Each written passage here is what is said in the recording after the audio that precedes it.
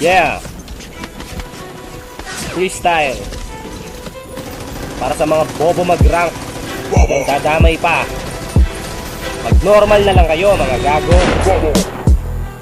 Ina. Ikaw na nagbubuhat, magpapabigat pa. Ito gaguhan. Yeah. Listen. Click and play, Summoner's Rift, rank, graphic. Kalaro ko mga bobo at adik. Nag-aagawan pa sa champion na si Tarik. Sa sobrang bobo nito, sarap ipalapa kay Warwick. Speakings na, bidahan pa. ADR na nga yung captain, mag-ADR ka pa. Anong klase ng kabobohan ng taglay mong hayop ka? Tapos pag hindi na pagbigyan, ibebenta mo na. Yan, dyan ka lang magaling. Ang lakas mo man trash talk, hindi pa nag-start yung game. Sobrang feeling hero, palish down si Doko. Gagak ang level 2, ayun, first blood si Gago. Ngayon naintindihan nyo na ang pagkakaiba, kung bakit tila ba kung sino nga ba ang tanga. 15 minutes na, hindi ka pa nagang. Tapos pag namatay ka, diretso ako sisihin na.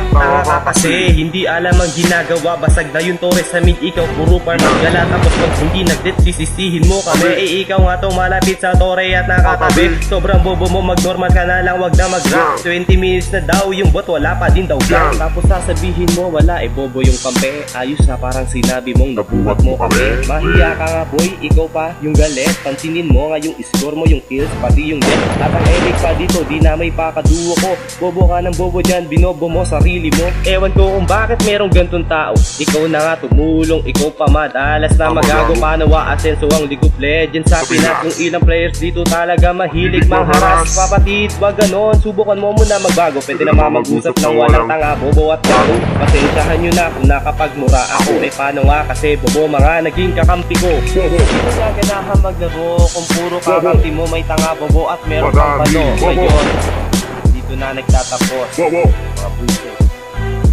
Mga naglaranks dyan na bobo, huwag muna mag-ranks, mag-normal muna. Talo 3 series. Gago kayo. Madaming bobo. Pakto kayo.